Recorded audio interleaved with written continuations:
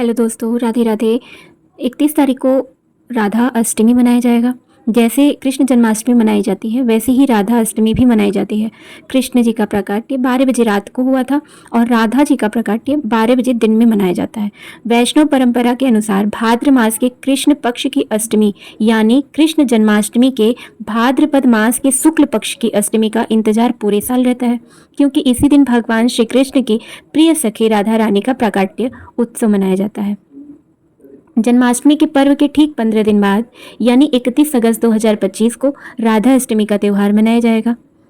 राधा अष्टमी के व्रत और पूजन करने से राधा और कृष्ण दोनों के आशीर्वाद प्राप्त होते हैं। कई लोगों के मन में ये सवाल है कि राधा जी का पूजा या चाहे उनका प्राकट्य कब महोत्सव हम कब मनाएंगे, सुबह में मनाएंगे या दोपहर 12 बजे मनाएंगे या रात 12 बजे मनाएंगे। तो पिछली वीडियो में मैंने बताया था, बट बहुत लोग उसमें कमेंट कर चुके हैं, तो इसलिए मैं फिर से एक बार बता दूं कि कृष्ण जन्माष्टमी में कृष्ण जी का जन्म हम 12 बजे रात में मनाते हैं और राधा रानी का 12 बजे मध्याह्न मतलब दोपहर में मनाया जाता है। मंदिरों में उनका जन्मोत्सव मतलब राधा रानी का जन्मोत्सव सुबह में मनाया जाता है और हम लोग 12 बजे दिन में मनाते हैं। तो इस प्रकार से आप लोग भी 12 बजे दिन में उनका प्राकट्य उत्सव मना सकते हैं, उनका पूजा पाठ कर सकते हैं, उनको भोग पवा सकते हैं। अब आइए जानते हैं कि राधा अष्टमी की पूजा का शुभ मुहूर्त क्या है। तो भाद्रपद मास के शुक्ल पक्ष की अष्टमी तिथि 30 अगस्त 2025 की रात 10:46 से प्रारंभ होकर 1 सितंबर 2025 को दोपहर 12:57 तक रहेगी। इस प्रकार उदया तिथि के अनुसार राधा अष्टमी का पावन पर्व 31 अगस्त 2025 को मनाया जाएगा। इस दिन राधा रानी की पूजा के लिए सबसे उत्तम मुहूर्त काल है प्रातः काल 11:05 से दोपहर 1:38 तक। फिर से आप लोग सुन लीजिए, राधा रानी का पूजा शुभ मुहूर्त है सुबह में 11:05 से दोपहर में 1:38 तक। हम राधा रानी का पूजा कीर्तन भजन कर सकते हैं। तो इस तरह राधा रानी के भक्त उनकी पूजा करेंगे।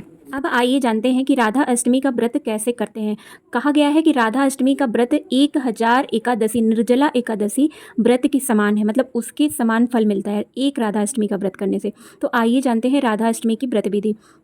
राधा अष्टमी व्रत की महिमा का बखान पुराणों में मिलता है। पुण्य फल को पाने के लिए इस दिन प्रातःकाल सूर्योदय से पहले उठें और स्नान ध्यान करने के बाद स्वच्छ वस्त्र धारण करने के बाद सबसे पहले राधा जी का ध्यान करें, उनके नामों का जप करें। इसके बाद इस व्रत को विधि विधान से करने का संकल्प करें। इसके बाद मध्याह्न काल मतलब वही जो दोपहर वाला समय है जो मैंने बताया है 11:05 से जो शुभ मुहूर्त है, ईशान कोण में बैठकर राधा जी की विधि पूर्वक पूजा करें। एक पीले रंग का आसन बिछाकर राधा जी की प्रतिमा को उस पर विराजमान करें। उसके बाद मिट्टी या तांबे के कलश स्थापित करके पूजा करना शुरू करें।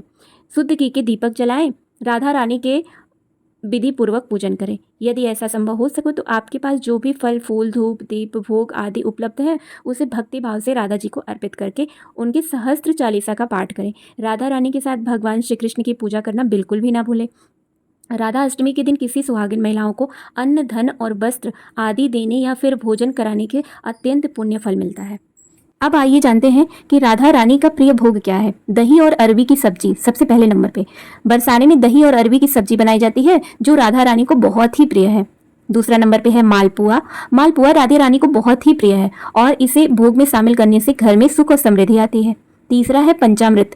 पंचामृत जिसमें दूध दही घी शहद और गंगाजल मिलाया जाता है और भगवान कृष्ण और राधा दोनों को ही बहुत ही प्रिय है ये। चौथे नंबर पे है रबड़ी। राधा रानी को रबड़ी बहुत ही प्रिय है। पांचवे पे है पान का बीड़ा। और भी इसके आगे आपके पास जो भी यथानुसार जो भी आपके पास फल फ्रूट भोग हो आप राधा रानी को अर्पित कर सकते हैं। तो इस प्रकार से मैंने इस वीडियो में आपके सारे डाउट आई थिंक क्लियर हो गए होंगे कि शुभ मुहूर्त कब है और कब राधा अष्टमी का प्राकट्य मतलब मनाया जाता है, हम लोग उनका उत्सव कब मनाते हैं, भोग में उन्हें क्या क्या प्रिय है और कैसे मनाया जाता है और व्रत रखा जाता है। तो इस प्रकार से व्रत की तो बहुत बड़ी महिमा है। लोग एकादशी का व्रत रहते हैं, या तो महीने में एक बार रहते हैं या तो 2 बार रहते हैं, एक उजाले पक्ष का या एक अंधेरे पक्ष का। लेकिन जो लोग एकादशी वो भी फलाहारी रहते हैं और जो लोग एकादशी कभी ना रहे हों तो प्लीज़ आप ये राधा अष्टमी का व्रत रहिएगा। वो 1000 निराजल एकादशी के फल के बराबर है, बस एक राधा अष्टमी का व्रत।